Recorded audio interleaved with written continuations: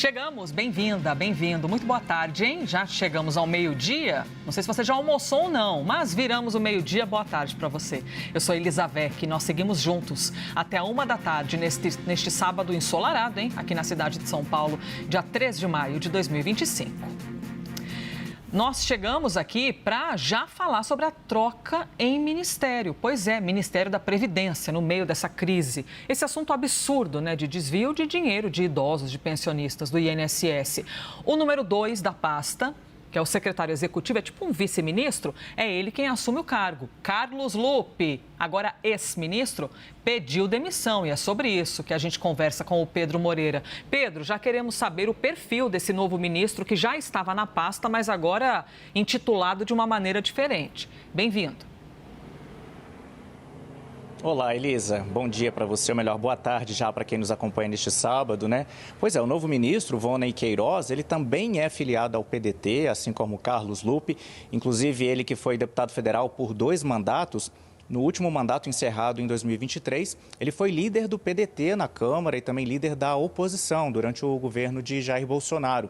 Ele que é pernambucano, de Caruaru, tem 52 anos e até então era o secretário executivo do Ministério da Previdência Social, que na hierarquia dos ministérios é o segundo nome ali, é a segunda posição, logo abaixo do ministro de Estado.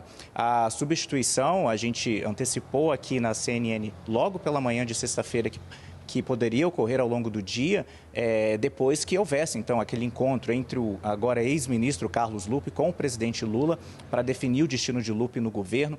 Essa reunião aconteceu no final da tarde de ontem, agitou bastante Brasília, principalmente se a gente considerar que era uma sexta-feira no meio de um feriado prolongado, ponto facultativo no governo federal e no Congresso Nacional.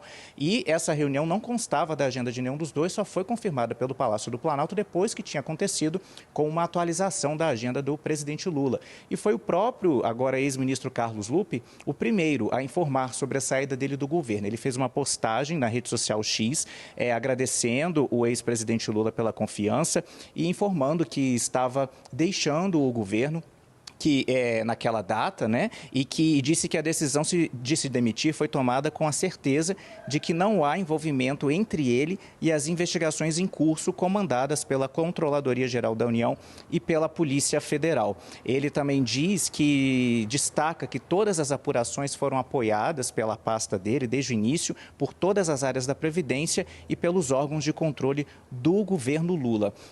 Depois que Carlos Lupe fez essa postagem, então, alguns minutinhos depois, o Palácio do Planalto emitiu uma nota confirmando a troca e informando que o presidente Lula tinha convidado, então, o secretário executivo, Voney Queiroz, para assumir a pasta, ou seja, a pasta continua sob o comando do PDT.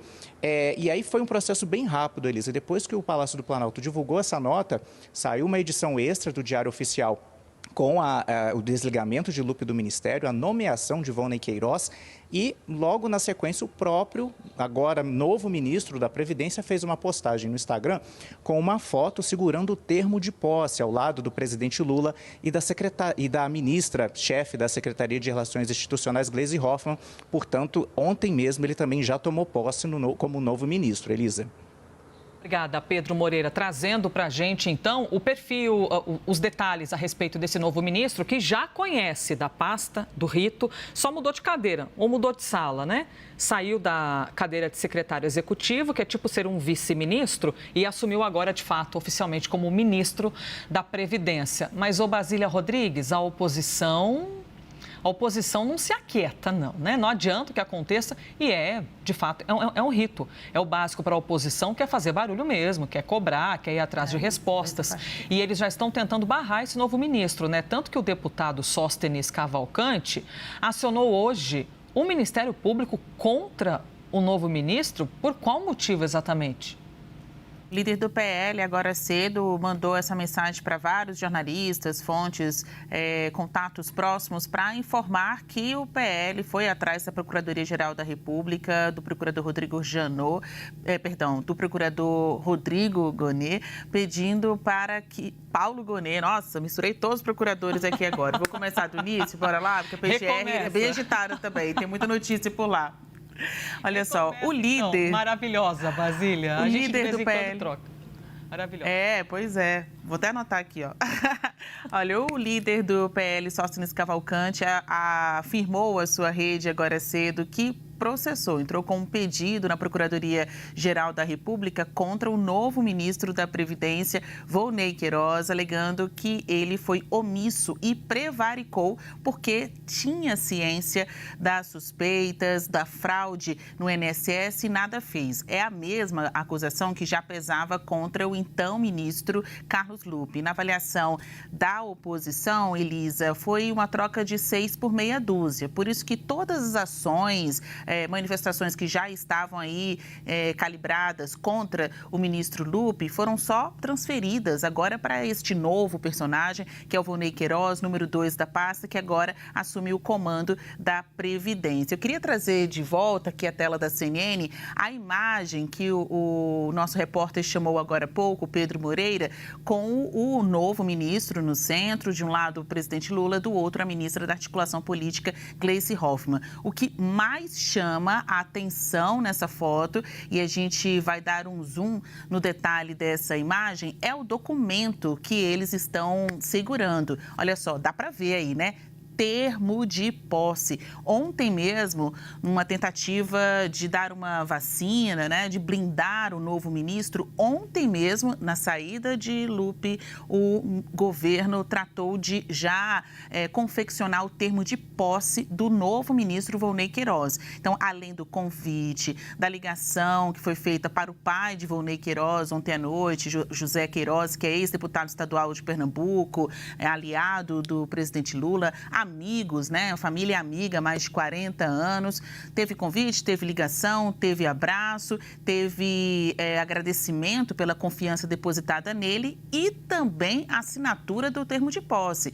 Então, sem pompa, sem circunstâncias, sem grandes eventos, não teve aquela cerimônia típica de passagem de bastão, o ministro já está empossado. Então, enquanto a oposição organizava ações, tanto na Justiça quanto na Procuradoria-Geral da República, para impedir a posse do novo ministro, o governo já tratava de fazer isso formalmente. Além de Sóstenes Cavalcante, que apresentou esse pedido lá na Procuradoria-Geral da República para que a PGR possa dar início a uma investigação, a um processo que tramitaria no Supremo Tribunal Federal, a senadora Damares Alves, a gente falou mais cedo aqui, entrou com uma ação na Justiça Federal. Então, numa outra instância, alegando o mesmo, omissão, prevaricação, tentando impedir a posse do novo ministro. Bom, a gente vira a página porque, com certeza, mesmo empossado, o ministro continuará no alvo da oposição e é exemplo do que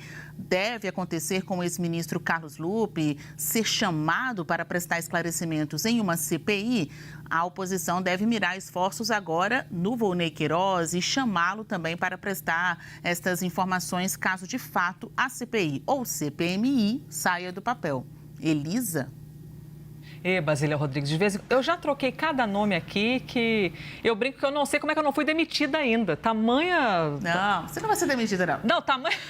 Todas as vezes que eu já troquei os nomes aqui de pessoas inimagináveis. Ô, Basília, a gente conversou agora, mas já eu volto contigo, tá? Sobre outros assuntos. Basília adiantando, então, essas questões do INSS, ela que também anteriormente trouxe muita informação para a gente sobre essas tratativas, né? Após a divulgação do escândalo do INSS. E aí, a gente tem a pegada política, Ministério, o que faz dentro do Congresso e tudo mais, e outra é a questão da investigação em si, da Polícia Federal e da CGU. E veja, no meio disso tudo, foi revelado que um agente da Polícia Federal foi flagrado com $200 mil em espécie, durante a operação que revelou esse esquema de fraude. As informações são do Eli Jonas Maia.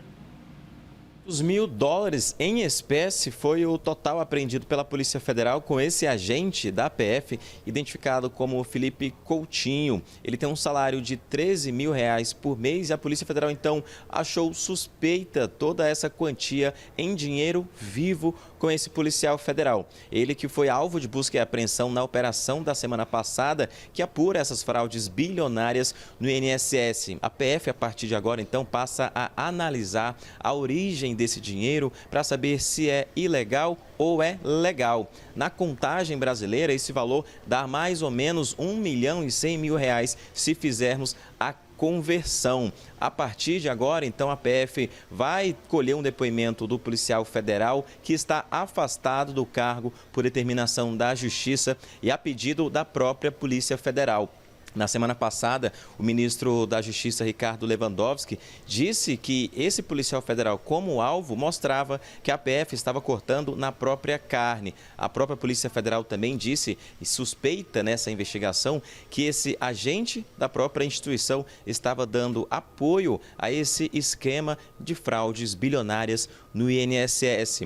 Tem um outro ponto também do relatório da Polícia Federal que aponta que esse policial federal lotado no aeroporto de Congonhas, em São Paulo, dava abrigo e também deu uma carona para 2 investigados em um voo. As imagens que a CNN teve acesso estão também no relatório, mostram que esse policial recebeu na área restrita do aeroporto de Congonhas, em São Paulo, esses 2 investigados e deu uma carona na viatura oficial da Polícia Federal a esses 2 até uma área restrita, onde eles pegaram um voo particular, um jatinho privativo até Curitiba. A gente não conseguiu contato ainda ao longo dessa semana com esse policial federal ou também com a sua defesa.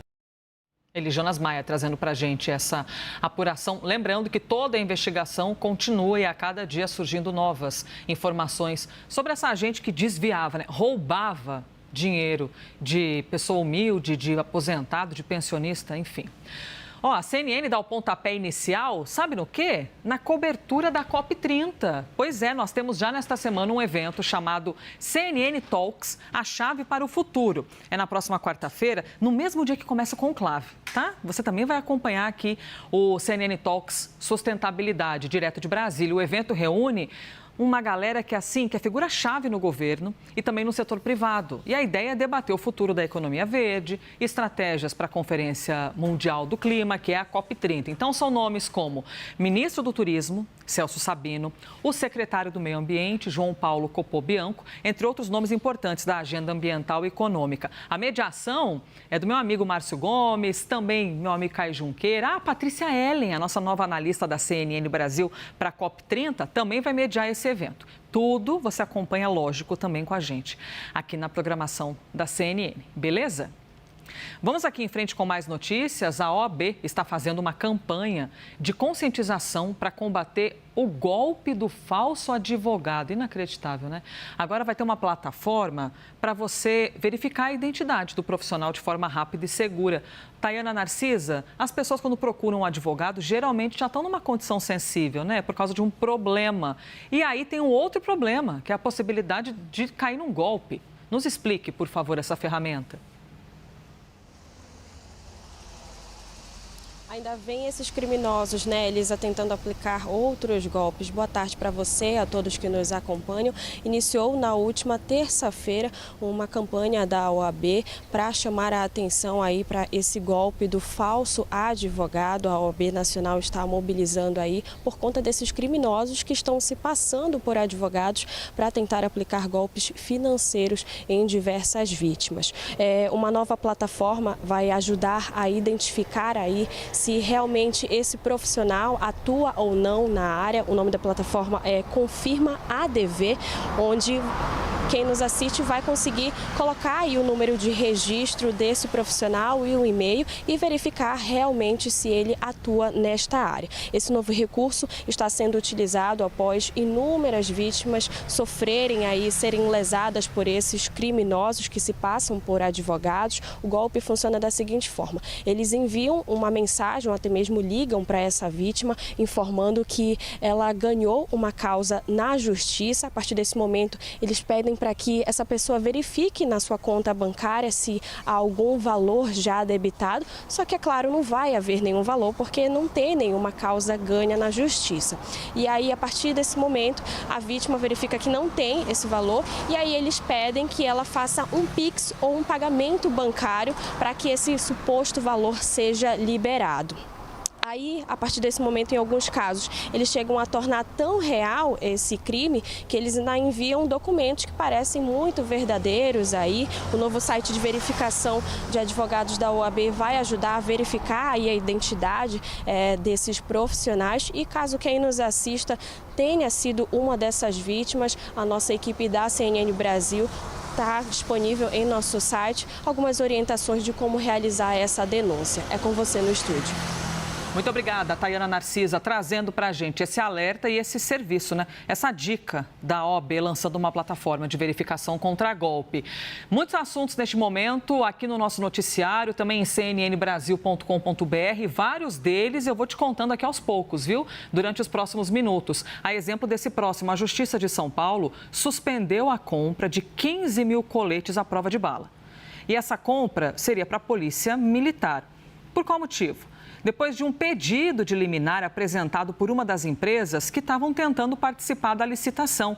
A decisão aponta ilegalidade nas exigências do edital, que, segundo o juiz responsável, restringem, por exemplo, a participação de fornecedores nacionais. Os coletes deveriam ter uma certificação muito específica que é emitida somente por laboratórios dos Estados Unidos.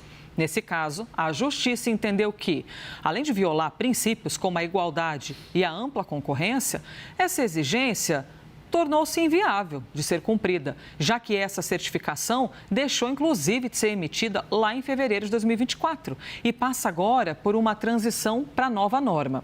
Em nota, a Polícia Militar afirmou que analisa as medidas judiciais cabíveis e que vai responder à decisão dentro do prazo legal. 12h, 16 minutos, aqui também no nosso noticiário tem mais uma notícia que envolve um animal que foi atropelado e que depois acabou morrendo. Morreu a onça parda atropelada por uma caminhonete em uma rodovia pertinho de São José do Rio Preto, aqui no interior de São Paulo. Segundo a equipe médica veterinária do Zoobotânica de São José do Rio Preto, vejam aí o animal. E que sensível essa imagem, né? Que você vê um animal que está com um olhar desesperado. A onça apresentava um quadro clínico muito grave, porque tinha fraturas, luxação, além de alteração em alguns órgãos internos por causa do acidente. A onça foi resgatada na segunda-feira na rodovia, logo após esse acidente.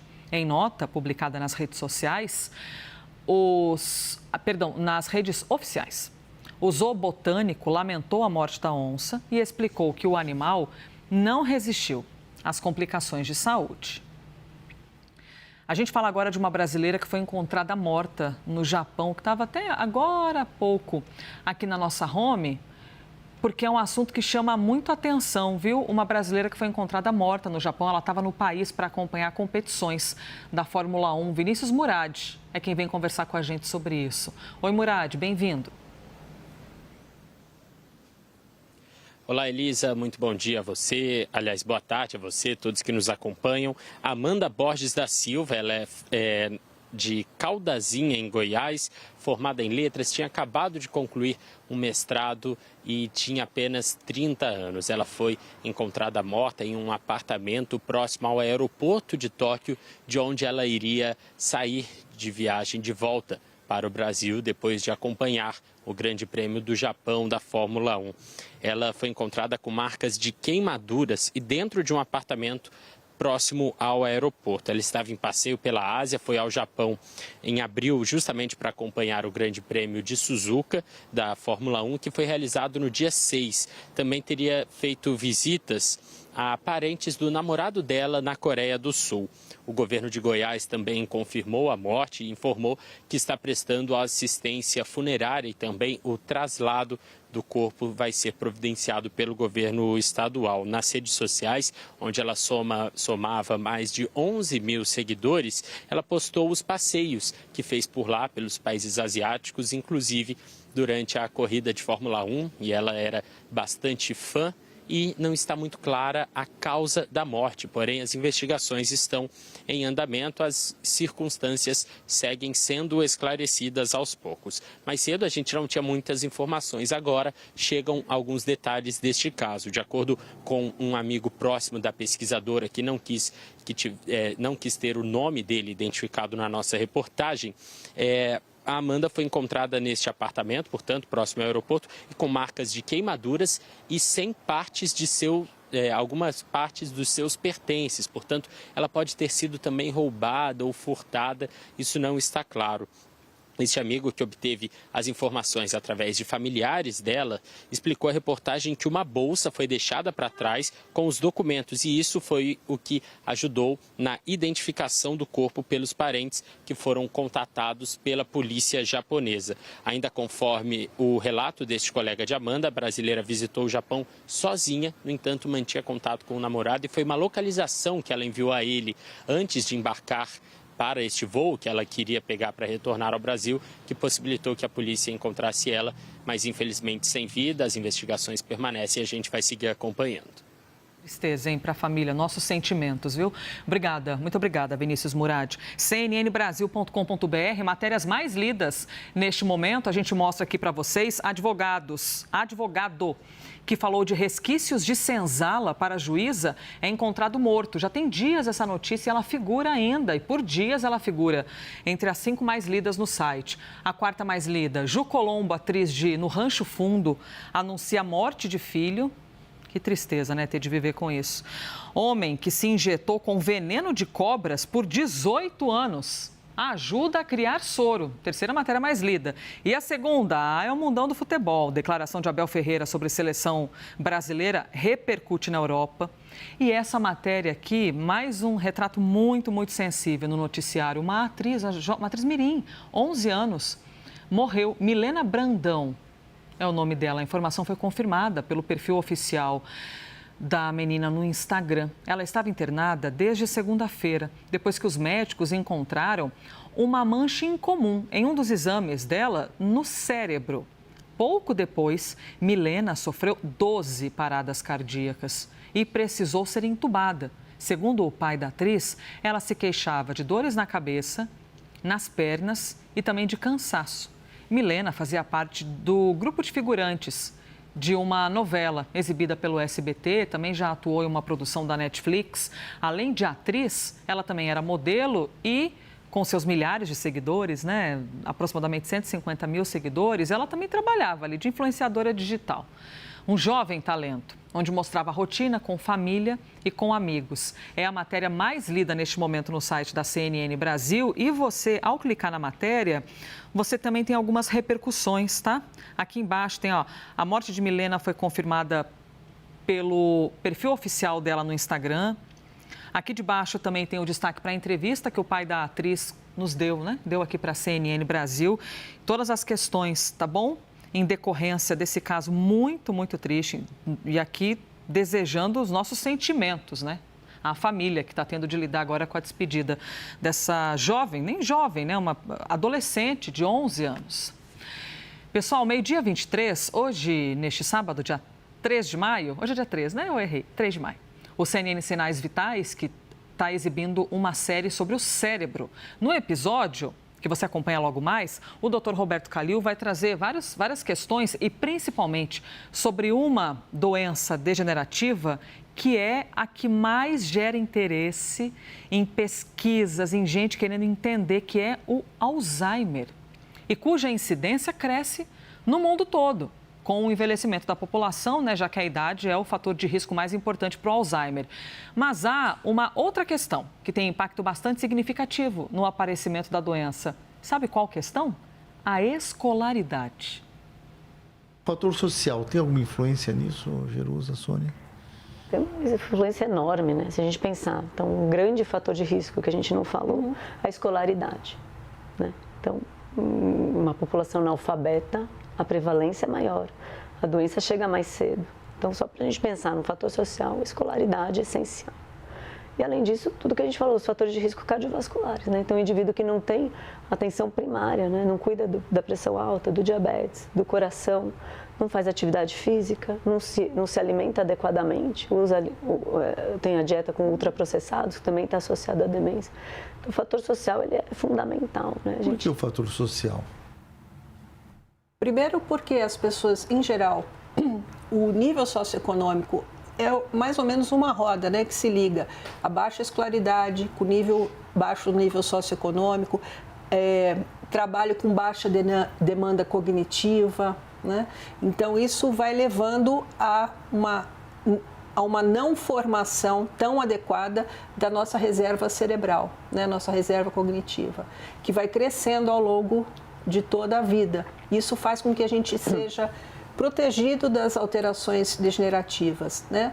Porque a reserva cognitiva, através de todos esses estímulos, ela vai aumentando o número de sinapses, os neurônios vão aumentando os seus brotamentos, tudo isso vai conferindo uma rede muito mais forte para você, vamos dizer, lutar contra a doença, né? Então, esses fatores são muito importantes. Para ter uma ideia, os analfabetos têm o dobro de frequência de demência do que uma pessoa com 1 ano de escolaridade. Conversem com os idosos, estimulem a leitura, o estudo, até a boa e velha palavra cruzada, hein? Estimula demais a mente dos nossos idosos. Bom, fica aqui a dica, hein? Entrevista completa você acompanha a partir das 7h30 da noite, aqui na CNN Brasil. Vamos sair um pouquinho do Brasil, com os nossos olhares aqui do nosso território brasileiro e trazer um pouquinho de assunto internacional. Américo Martins é quem está conosco para que nós possamos falar, né, Américo, sobre a tensão entre a Índia e o Paquistão. Em meio a um receio, né, a esse receio de uma guerra na região, o exército paquistanês testou um novo míssil. E a gente lembra aqui que isso acontece após um ataque a uma região que é administrada pela Índia, chamada Caxemira, que deixou 26 pessoas mortas. Américo, nos conte, por favor, tudo. Bem-vindo. Olá, Elisa. Muito boa tarde para você e todo mundo que nos acompanha aqui na CNN. Mais um ponto de conflito e um ponto muito preocupante no mundo, que é essa região da Caxemira, na fronteira entre Paquistão e Índia. Como você disse, os dois países enfrentam uma tensão histórica já há cerca de 80 anos por conta dessa região. Os dois países gostariam de administrar completamente a Caxemira, uma região montanhosa na Ásia, mas eles administram cada um uma parte. Foi criada ali uma linha de controle, essa linha de controle não é toda vez respeitada, existem muitos conflitos. Esses dois países já foram à guerra 3 vezes por conta dessa região, Elisa. Só que agora, neste momento, a gente tem uma tensão muito grande porque um grupo militante islâmico matou 26 turistas numa cidade administrada pela Índia, no lado indiano ou sob a administração indiana da Caxemira. Isso criou mais um ponto de tensão muito forte entre os dois países, que já tem uma concentração enorme de soldados naquela região, justamente por causa desse histórico. E vale sempre lembrar, Elisa, são dois países que têm armas nucleares. Então, qualquer passo em falso nessa região pode, infelizmente, criar um problema seríssimo, um conflito muito doloroso para os dois lados. E qual é a situação neste momento, Elisa? Em primeiro lugar, a população da Caxemira está muito assustada. Segundo uma reportagem da CNN, a população dos dois lados, eles estão procurando bunkers, estão procurando abrigo e aqueles que podem estão deixando aquela região mais próxima dessa linha de controle, justamente porque temem a possibilidade de uma guerra aberta. No meio disso tudo, o Paquistão, como você lembrou, testou hoje mais um míssil que poderia atingir dentro do território da Índia. Muito tensa a situação, com as grandes potências do mundo pedindo calma a Paquistão e a Índia. Veja, seria um terceiro grande conflito que a gente vê no planeta, né? Existem vários outros conflitos menores, né, causando igualmente dor, mas além da questão no Oriente Médio com Israel e alguns países, além da guerra na Ucrânia e Rússia, haveria de ser aí um terceiro registro em momentos tão sensíveis. Obrigada, Américo Martins. Meio-dia 28, virando meio-dia 29 minutos, tem mais uma notícia internacional. Na Austrália, o primeiro-ministro Anthony Albanese declarou vitória nas eleições. Pois é, tem projeções de uma emissora estatal e também de uma afiliada da CNN mostrando que o Partido Trabalhista deve, de fato, conquistar a maioria na votação. Ao comemorar a vitória, Albanese disse que os australianos escolheram justiça e oportunidade para todos. O líder da oposição, chamado Peter Dutton, reconheceu a derrota e disse que ligou para o primeiro-ministro para dar os parabéns pela vitória.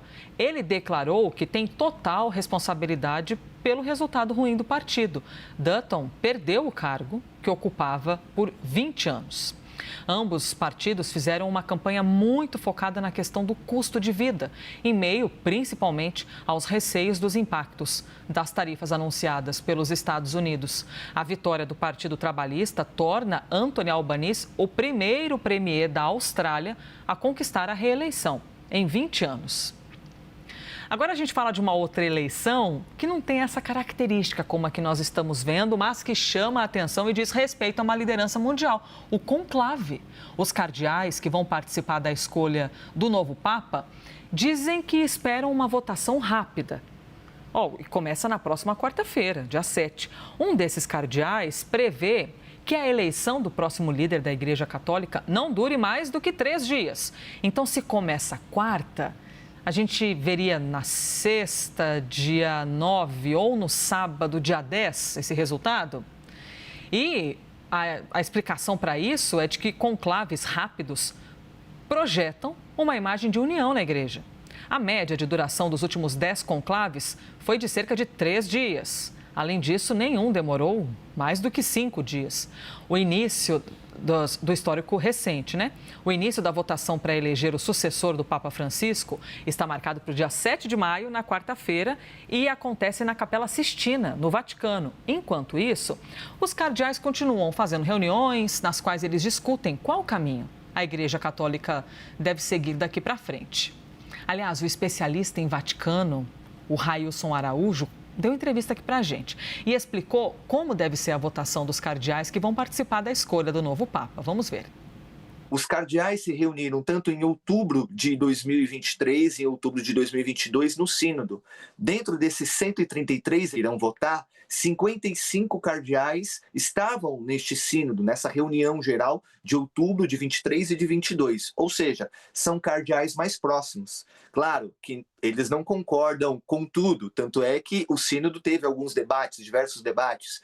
Então, nós temos ali cardeais que já se conhecem e esse grupo aí, estes 55, podem já dar algumas diretrizes. Então, nós podemos ter aí, claro, hipoteticamente, 35, 40, 45 votos alinhados, tá entendendo? Então, este sínodo pode ajudar e por isso que reforça essa ideia de um conclave dentro de 2 ou 3 dias, como alguns cardeais já estão declarando.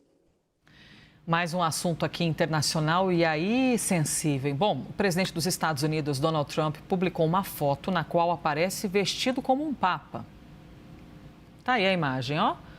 Como podemos ver na tela, foi repostada pelo perfil oficial da Casa Branca no X, que é o antigo Twitter. Nesta semana, Trump foi questionado se tem alguma preferência sobre quem seja o próximo papa. O presidente brincou e afirmou que gostaria de ser pontífice. Trump compareceu ao funeral do Papa Francisco na semana passada, que reuniu dezenas de líderes mundiais. Na ocasião, ele ainda se encontrou com o presidente da Ucrânia, Volodymyr Zelensky. O conclave, que vai eleger o próximo Papa, começa no próximo dia 7. E essa imagem, evidentemente, que repercute muito, né?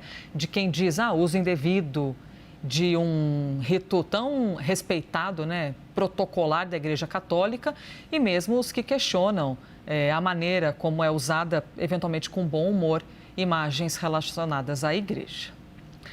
O duelo tarifário entre Donald Trump e a China ensaia uma trégua. Vai saber do futuro, né? Os chineses admitiram que avaliam a possibilidade de discutir as tarifas com os americanos. O gesto é uma mudança no tom que Pequim vinha adotando até aqui na guerra comercial. Enquanto isso, os Estados Unidos acabaram com uma isenção de impostos vigente há décadas para importações de varejistas chineses. Vamos ver. O Ministério do Comércio da China afirmou que está avaliando propostas dos Estados Unidos para iniciar as negociações a respeito das tarifas. Segundo o governo chinês, a Casa Branca enviou diversas mensagens na expectativa de iniciar tratativas com Pequim.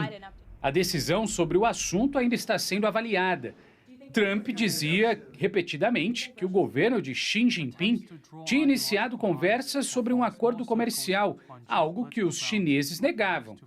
A segunda maior economia do mundo pede que os Estados Unidos cancelem as tarifas contra seus produtos. Mesmo depois da sinalização positiva, Trump retirou a isenção de impostos sobre importações chinesas de baixo custo, vindas de plataformas como Shein e Temu. Agora, americanos que realizam esse tipo de compra estão sujeitos a um tributo de 120% ou uma taxa fixa de $100. Trump justifica a medida como uma forma de diminuir a entrada de fentanil nos Estados Unidos, estratégia adotada para burlar os limites do executivo para modificar as tarifas. Mas é esperado que ela tenha um grande efeito arrecadatório. O republicano também apresentou uma proposta de um corte de 163 bilhões de dólares no orçamento federal americano, o que afetaria especialmente áreas como educação e também habitação. Programas de previdência e saúde seriam reduzidos em 23%. Até mesmo pesquisas da NASA seriam afetadas pelo corte. O grande beneficiado seria o setor da segurança, onde os gastos aumentariam em quase 65%. A verba seria destinada especialmente à proteção das fronteiras. O presidente americano voltou a repetir que a economia americana vive um período de transição e afirmou que uma queda nos juros seria uma forma de ajudar na recuperação do país.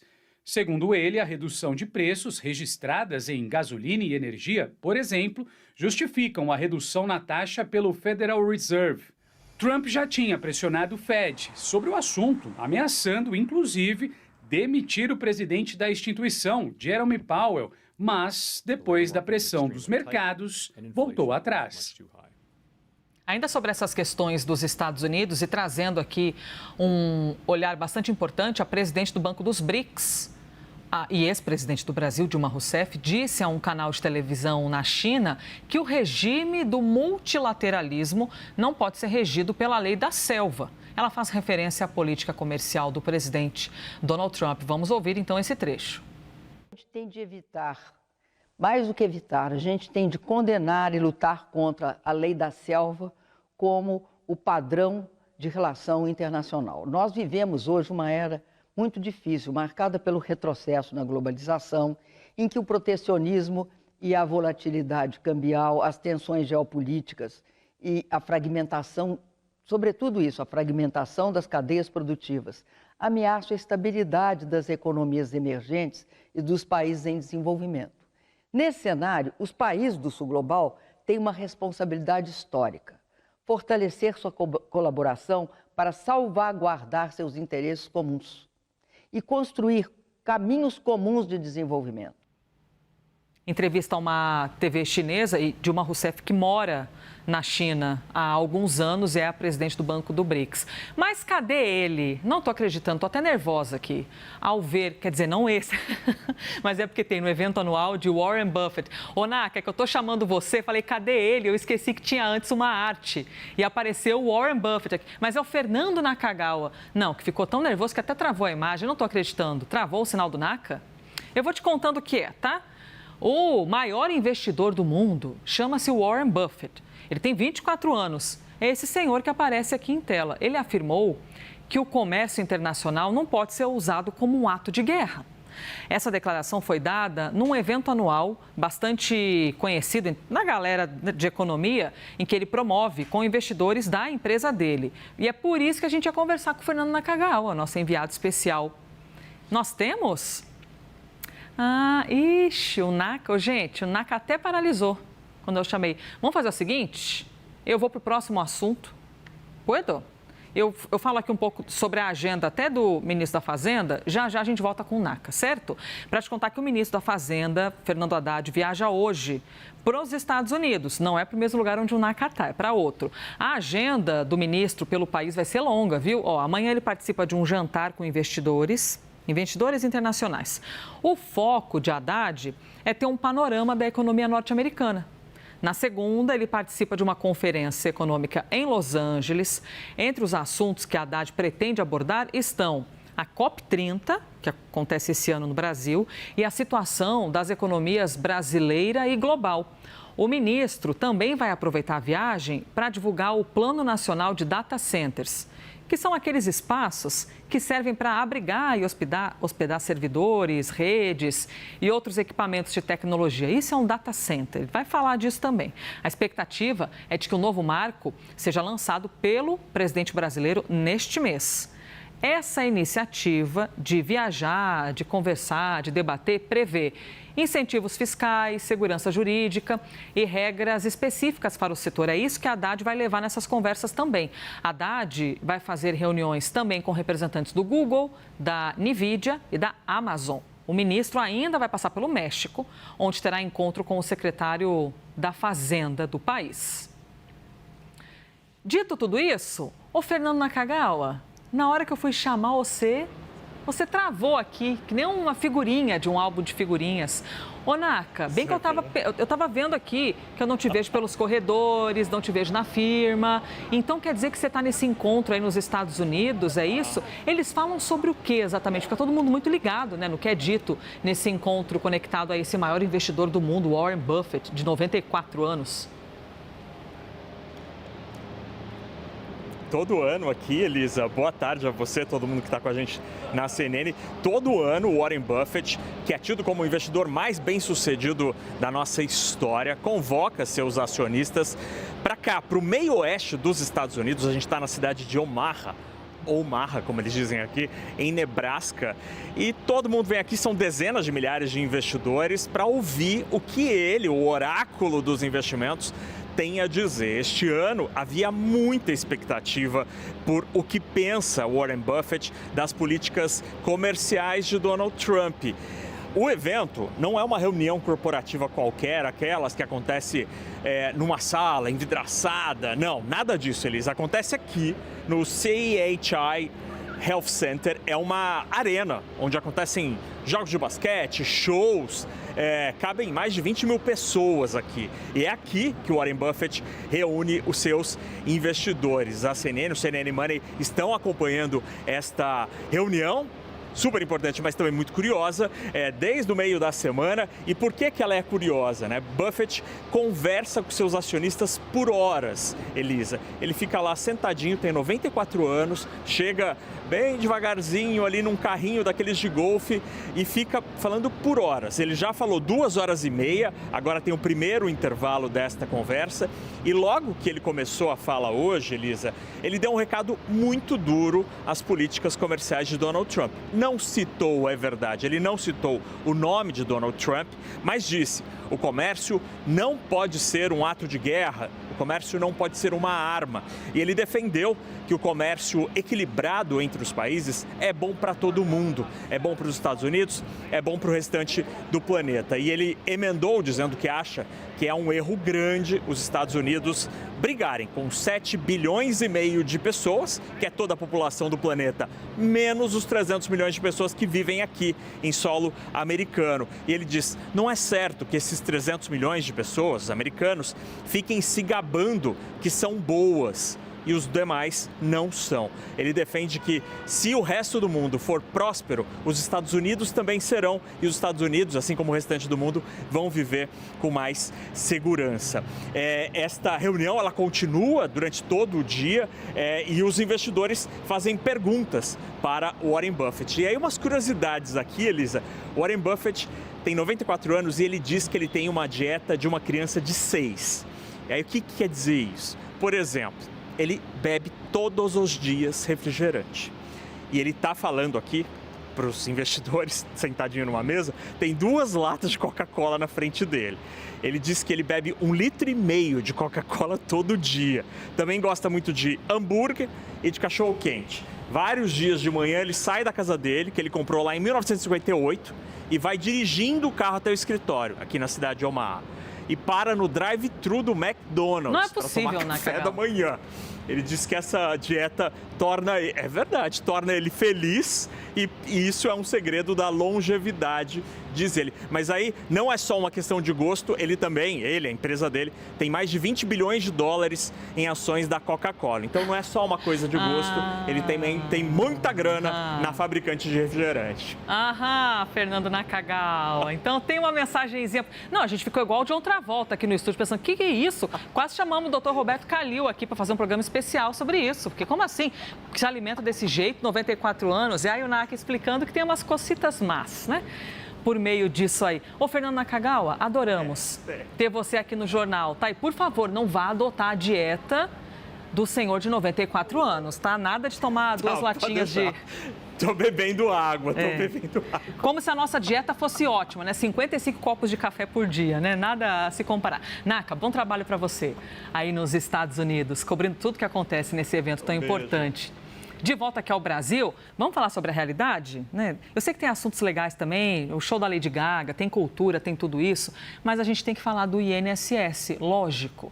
A gente volta a falar sobre a crise do INSS depois das denúncias de descontos ilegais em aposentadorias, negócio bizarro, e também a troca do ministro da Previdência. Sai Carlos Lupe, entra Volney Queiroz, que era o então número 2, tá? Do Ministério, que é uma espécie de vice-ministro. Basília Rodrigues, que chega novamente para conversar com a gente. A nomeação de Volney Queiroz foi uma forma de manter o PDT dentro do governo, né? Dentro da base aliada do governo. Semana que vem o partido, inclusive, vai se reunir para avaliar a situação de toda essa crise geral do INSS. O que você soube sobre isso? É isso, olha, a reunião está marcada para terça-feira da semana que vem, da bancada do PDT, para analisar a situação e a permanência do partido, mesmo após a demissão do ministro Carlos Lupe. Assim como a cúpula do PDT, Elisa, também integrantes da bancada reagiram mal à decisão do governo de escolher o presidente do INSS sem consultar a sigla. Havia até uma disposição de início do PDT deixar o governo em caso de demissão também do ministro da Previdência, Carlos Lupe. Mas em um reposicionamento, integrantes do partido entenderam que vão ter que prestar muitos esclarecimentos ainda sobre as investigações envolvendo os desvios do INSS e deixar o governo agora facilitaria uma exposição maior do partido, deixaria o PDT ainda mais exposto e sem o guarda-chuva do governo federal. Também coube a Lupe negociar com o Palácio do Planalto a substituição do nome dele na pasta. Agora, quem comanda é o número 2 da Previdência, Volney Queiroz, né? Braço direito de Lupe, agora é o novo ministro da Previdência. Então, em meio a esta negociação de como seria a saída de Lupe, o PDT decidiu também continuar no governo, não apenas pela representação da bancada na Câmara dos Deputados, mas porque o PDT detém vários cargos na estrutura da Previdência e do próprio INSS, ainda que não tenha mais o comando do Instituto. Isso a gente acabou de apurar, conversando com alguns integrantes da bancada, informação de momento que tem reunião da bancada do PDT na Câmara dos Deputados na terça-feira da semana que vem, apesar daquela disposição inicial de abandonar o governo junto com a demissão de Lupe, o próprio Lupe fez a sua demissão negociada e permitindo uma sobrevida do partido na estrutura do governo, levando em consideração a onda de investigação que só cresce e também a permanência do partido em outros cargos, porque, afinal de contas, o PDT não é só Lupe. Ô Basília, me conta uma coisa. Além do PDT não ser apenas Lupe, ter outros nomes e eles tentarem trabalhar em toda essa articulação, a oposição sendo oposição, né? Tá ali fazendo barulho, indo atrás dos assuntos, colocando na praça algumas questões sensíveis e já tem se manifestado contra esse nome. Tanto que o líder da oposição, o Sóstenes Cavalcante, já acionou o Ministério Público com esse assunto. Com a justificativa de quê, Basília, esse acionamento da PGR? O novo ministro, Volney Queiroz, está sendo apontado pela oposição como alguém que foi omisso e que prevaricou, porque também saberia das denúncias de desvios no INSS, do desconto ilegal de recursos de aposentados e pensionistas por meio destas associações e sindicatos, já que ele estava na estrutura do governo, sempre esteve desde o início da gestão Lula, participou também de várias reuniões do Conselho Nacional de Previdência Social junto com Lupe ou substituindo o ministro. Então, alega a oposição que Volney Queiroz sabia tanto quanto Carlos Lupe e que a substituição pelo nome dele lá na Previdência é uma troca de 6 por meia dúzia. Então, a gente começou o jornal hoje falando de duas ações da oposição. Uma encabeçada pela senadora Damares Alves, que já entrou com uma ação popular na Justiça Federal pedindo que Volney nem mesmo tomasse posse, mas isso acabou acontecendo ontem à noite. E outro pedido feito pelo líder do PL na Câmara dos Deputados, Sóstenes Cavalcante, é uma representação à Procuradoria-Geral da República de Paulo Gonet para que a PGR processe o novo ministro, peça o seu afastamento do cargo ou, de fato, inicie uma investigação para que ele não tome conta da Previdência. Então, aí, se a PGR acolher esta representação, o que ainda precisa ser analisado, Volney poderia responder a um processo no Supremo Tribunal Federal, já que agora ele é o ministro e tem foro privilegiado. Basília Rodrigues conversando com a gente ao vivo aqui da capital federal. E ainda dentro desse assunto, tem várias apurações, tá? A galera tá aos poucos, a Basília Rodrigues trazendo apurações. Tem aqui também uma do Yuri Pita. Quer ver que eu vou mostrar para vocês? Se o meu espelhamento deixar pronto, deixou. Olha aqui, ó. Já a gente conversa com a Basília. Yuri Pita, Glaze. Temos aqui? Já vai aparecer para você. Traz um bastidor para a gente que diz respeito a Gleisi Hoffmann, a ministra das Relações Institucionais. Está aqui a matéria, ó. Ela foi determinante para essa saída de Lupe e escolha do novo ministro. Foi dela, o Yuri conta tudo isso, o comando das operações políticas e de gestão para a definição desse novo nome, né? O Volney Queiroz no lugar de Carlos Lupe. E também sobre a decisão do novo presidente do INSS, o Gilberto Waller Júnior. Porque lembramos aqui, o presidente anterior foi desligado do cargo. E por trabalhar diretamente na articulação política, porque exerce agora esse cargo como ministra, né, articulação entre executivo e legislativo, ela também atuou com o PDT para manter o apoio. Sabe que eu fui surpreendida? Sabe o que aconteceu? Acabou a bateria do meu tablet, bem na hora. Por isso apareceu essa imagem aqui para vocês, que eu espero que não tenha sido uma imagem, tá entendendo? Não tinha nada demais aqui. Essa é a imagem de algum filme, alguma coisa que estava no tablet. Mas já vai aparecer aí o rosto da ministra para vocês. Ela trabalhou e tem trabalhado ativamente para manter a base do PDT conectada ao governo Lula. Porque eles disseram, se Carlos Lupe sair, o PDT sai junto do governo. Mas mantiveram o número 2 também do PDT e agora é o novo ministro da Previdência. Pessoal, saiu agora há pouco o boletim médico de Jair Bolsonaro, o ex-presidente da República. O hospital informa que o ex-presidente está internado em acompanhamento pós-operatório, que ele está clinicamente estável, sem dor ou febre e com pressão arterial controlada. Tá aí, ó. É isso aí que a gente recebeu e está compartilhando com vocês. Previsão de alta nos próximos dias. Então, avançamos, tá? Porque no último boletim não havia previsão de alta. A Justiça determinou que o governo federal apresente até o dia 14 um plano para a execução do programa de distribuição de graça de absorventes em unidades de saúde, escolas e presídios. A gente está falando de uma lei que é de 2021, só que a iniciativa ainda não foi implementada. O Pedro Moreira é quem vem aqui conversar com a gente. Pedro, nos conte tudo. Olá, mais uma vez, Elis. Então, essa foi uma determinação do juiz federal Fabrício Fernandes de Castro, da 19ª Vara Federal do Rio de Janeiro. Ele atendeu ao pedido de uma ação de uma entidade chamada Crioula, de defesa e promoção dos direitos das mulheres negras, ação essa de 2022 que teve também o apoio do Ministério Público Federal. Essa ação cobra a implementação dessa lei, que é de 2021. Na época, depois que o Congresso aprovou, o então presidente Jair Bolsonaro vetou a lei, mas aí o Congresso derrubou o veto, então o projeto entrou em vigor e em 2023 o atual governo Lula publicou uma portaria envolvendo vários ministérios na criação desse programa, que oficialmente se chama Programa de Proteção e Promoção da Saúde Menstrual. Só que de lá para cá o programa não foi executado, não entrou em vigor. Então a Justiça Federal pede ao governo explicações até o próximo dia 14, especificamente para 5 ministérios que deveriam ficar a cargo de colocar essa política em andamento. São os ministérios das Mulheres, da Educação, da Justiça, dos Direitos Humanos e do Desenvolvimento Social, do Desenvolvimento e Assistência Social. A estimativa do governo é que gastaria em torno de 418 milhões de reais por ano e que o público-alvo pode chegar a 24 milhões de meninas e mulheres. São mulheres em situação de pobreza ou de vulnerabilidade social que teriam direito a retirar os absorventes gratuitamente em escolas, em presídios, em locais onde adolescentes cumprem medidas socioeducativas, além de polos, né, de assistência social. A gente sabe que essa política se tornou mais relevante depois que veio à tona, né, Elisa, aquela questão chamada de pobreza menstrual, que é a falta de absorvente para meninas e mulheres que provocam impacto aí na vida dessas pessoas. Então agora o governo tem que dar satisfação para a Justiça Federal com relação a esse programa. Elisa.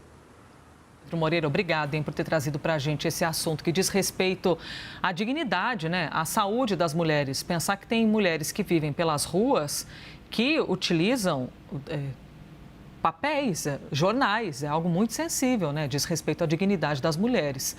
Vamos até o Reino Unido? Príncipe Harry disse que quer se reconciliar com a família real após ter perdido um processo sobre segurança. Ele também revelou que passa por um momento complicado na relação com o pai, que é simplesmente o rei, né, da Inglaterra, o rei Charles III. E aí, Américo, nos conte, hein, as surpresas da família real. Pois é, Elisa, foi uma declaração surpreendente do príncipe Harry. Nós sabemos das disputas internas da família real, sabemos que o príncipe Harry deixou em 2020 de exercer qualquer função formal dentro da família real, mudou para os Estados Unidos, mas ontem ele fez esse gesto, numa entrevista à BBC, a principal emissora pública aqui do Reino Unido. Ele disse que gostaria de se reconciliar com o rei, com a família real e gostaria de vir mais ao Reino Unido. Mas, segundo ele, o grande problema é justamente a segurança. Ele deu essa entrevista logo depois de perder um processo na justiça aqui no Reino Unido, na qual ele pedia segurança total paga pelo contribuinte britânico, assim como é o esquema de segurança dado a outros membros da família real, e ele perdeu essa segurança total quando deixou de ser um membro efetivo da família real e decidiu morar nos Estados Unidos. Nessa entrevista ele disse que não voltaria aqui ao Reino Unido porque ele acha que a família dele e ele correm riscos e que ele questionou inclusive por que políticos, por exemplo, quando ocupam o cargo de primeiro-ministro, depois têm uma proteção para a vida inteira, e ele, que continua sendo filho do rei Charles III, perdeu parte dessa proteção. A polícia aqui no Reino Unido, quando ele visita o país, ainda dá uma proteção a ele, mas muito menor do que a outros membros da família real. Segundo essa entrevista, o Harry entende que foi o próprio rei Charles III que acabou complicando essa situação da segurança, se posicionou contra o aumento da segurança ao próprio filho. E uma outra coisa, Elisa, o príncipe Harry, ao fazer esse gesto que quer se reconciliar com os familiares, ele também fez uma outra observação que é preocupante para muita gente aqui no Reino Unido. Ele disse o seguinte: eu não vou brigar mais com a família. A vida é muito curta e é muito importante para perdermos tempo com isso. Além disso, eu não sei quanto tempo de vida o meu pai ainda tem. Claro, ele fazia uma referência à questão do rei Charles III ter câncer. Então, numa entrevista só, a gente tem vários aspectos aqui, Elisa. Em primeiro lugar, ele deixa claro as divergências com a família real, faz um gesto para essa família real, para os membros da família real e para o rei Charles III, que quer voltar a se aproximar, reclama da falta de segurança e ainda dá a entender que o rei Charles III pode eventualmente não viver muito mais tempo. Ele que está fazendo um tratamento de câncer, e o Palácio de Buckingham nunca divulgou exatamente qual é o órgão que foi atingido nessa doença do rei Charles III. Elisa.